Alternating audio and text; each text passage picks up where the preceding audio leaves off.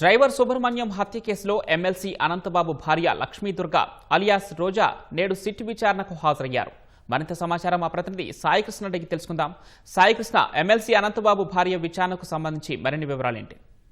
Pawan, high court ఆదేశాల మేరకు driver వీధి సుబ్రహ్మణ్యం హత్య కేసులో ఏటూగా ఉన్న లక్ష్మీదుర్గ కాకినాడలోని ఎస్డిఓ కార్యాలయం సిట్ కార్యాలయంలోకి హాజరయ్యారు.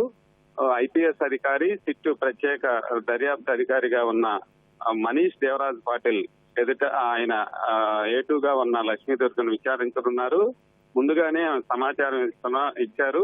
న్యాయవాదులతో కలిసి వస్తున్నామని. ఎమ్మెల్సీ అనంతబాబు స్వయంగా తన భార్యను తీసుకొని కారులో కార్యాలయం వద్దకు వచ్చి అక్కడ దించేసి ఆయన వెళ్లిపోయారు.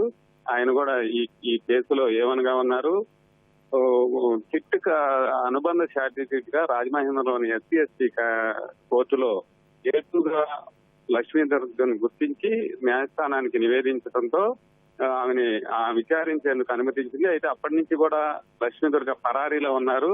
ఈ నేపథ్యంలో సిట్ మరొకసారి రాజమహేంద్రవరం ఎస్సీ న్యాయస్థానం ఆశ్రయించగా నాన్ బెయిలబుల్ అరెస్ట్ వారెంట్ జారీ చేశారు.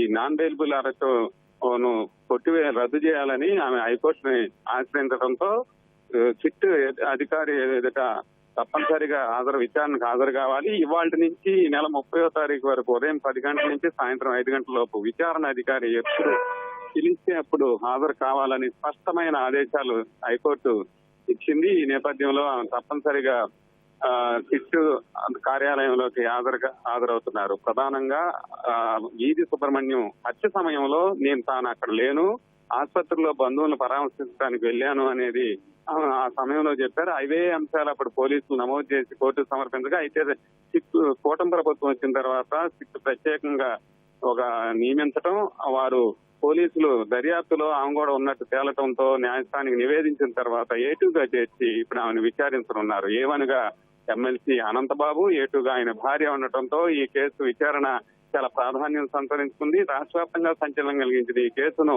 నవంబర్ 30 వరకు దర్యాప్తు విచారణ పూర్తి చేయాలని సుప్రీంకోర్టు కూడా ఆదేశాలు జారీ చేయడంతో ఎప్పటికప్పుడు కేసులో వేగం పుంజుకుంది.